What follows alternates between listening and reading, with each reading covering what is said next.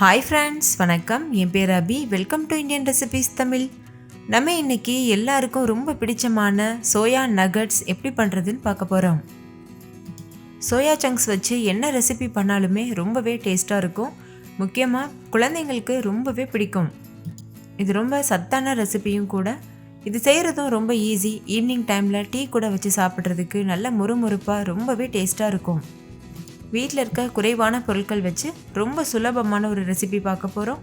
இப்போ வாங்க வீடியோக்குள்ளே போய் இந்த ரெசிபி எப்படி பண்ணுறதுன்னு பார்க்கலாம். வீடியோக்குள்ளே போகிறதுக்கு முன்னாடி உங்கள் எல்லாருக்கிட்டையும் ஒரு அன்பான ரெக்வஸ்ட் இருக்குது. நம்ம சேனல் இந்தியன் ரெசிபீஸ் தமிழை சப்ஸ்கிரைப் பண்ணிக்கோங்க. கூடவே இருக்க பெல் சிம்பலையும் கிளிக் பண்ணிக்கோங்க. இந்த ரெசிபி பண்ணுறதுக்கு ஃபஸ்ட்டு ஒரு பேனில் 2 கிளாஸ் அளவு தண்ணி சேர்த்துக்கோங்க. தண்ணி நல்லா கொதித்ததுக்கப்புறமா இது கூட கொஞ்சம் போல் உப்பு சேர்த்துக்கோங்க. இப்போ இதில் சோயா சங்க்ஸ் சேர்க்கணும். நான் 1 கப் அளவு சோயா சங்க்ஸ் எடுத்து வச்சுருக்கேன். இது ஒரு 200 கிராம் அளவு இருக்கும். இந்த சைஸில் சோயா சங்க்ஸ் இருக்கும். அந்த மாதிரி பார்த்து எடுத்துக்கோங்க. இதை விட பெருசாகவோ இல்லைனா இதை விட சின்னதாகவோ எடுத்துடாதீங்க. இந்த சைஸில் இருந்தால் தான் இந்த ரெசிபிக்கு ரொம்ப கரெக்டாக இருக்கும். இதை இப்போ இந்த தண்ணியில் சேர்த்துட்டு ஒரு 5 நிமிஷம் நல்லா கொதிக்க வச்சதுக்கப்புறமா ஸ்டவ் ஆஃப் பண்ணிவிட்டு இதை அப்படியே ஆற வச்சிடணும். இப்போ தண்ணியில் சேர்த்தாச்சு. இது ஒரு தடவை நல்லா மிக்ஸ் பண்ணிக்கோங்க. மிக்ஸ் பண்ணதுக்கப்புறமா இது நல்லா கொதிக்க வைங்க. ரொம்ப நேரம் கொதிச்சிடக்கூடாது. ஒரு 5 நிமிஷம் கொதிச்சா போதும். அதுக்கப்புறம் ஸ்டவ் ஆஃப் பண்ணிவிட்டு முழுமையாக ஆற வச்சுருங்க. இப்போ பாருங்கள், இது முழுமையாக ஆறி இருக்குது. இந்த டைமில் இது நல்லா பிழிஞ்சிட்டு எக்ஸஸாக இருக்கக்கூடிய தண்ணியெல்லாம் பிழிஞ்சிடுங்க. இதே மாதிரி மீதி இருக்க எல்லா சோயா சங்க்ஸையும் பிழிஞ்சிட்டு ஒரு பாத்திரத்தில் சேர்த்துக்கோங்க.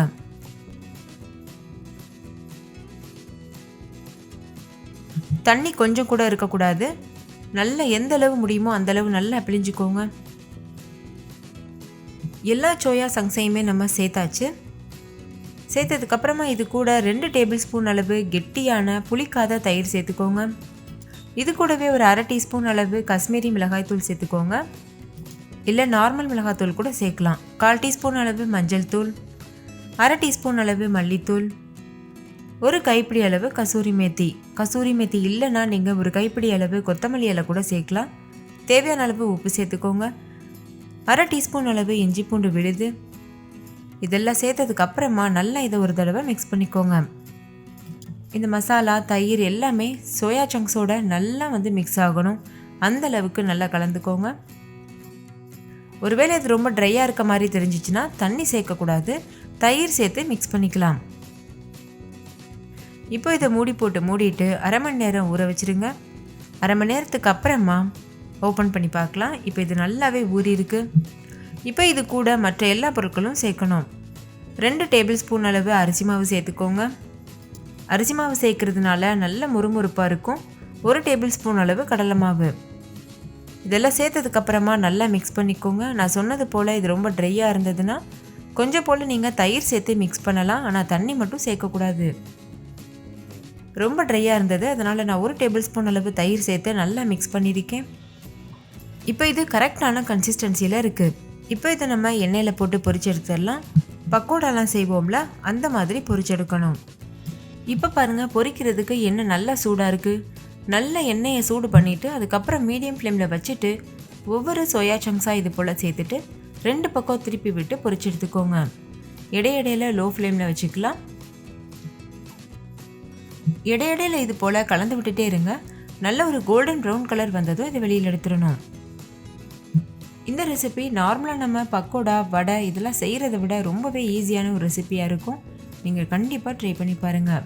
டேஸ்ட்டும் ரொம்பவே சூப்பராக இருக்கும். இப்போ பாருங்கள், கலர் நல்லாவே சேஞ்ச் ஆயிடுச்சு. இந்த டைமில் இதை எண்ணெயிலேருந்து வெளியில் எடுத்துகிட்டு ஒரு டிஷ்யூ பேப்பரில் போட்டு ஒரு 5 நிமிஷம் அப்படியே விட்டுருங்க. அதுக்கப்புறமா நீங்கள் இதை சுட சுட டீ கூட சேர்த்து சர்வ் பண்ணலாம். நார்மலாக கூட ஸ்நாக்ஸாக எடுத்துக்கலாம்.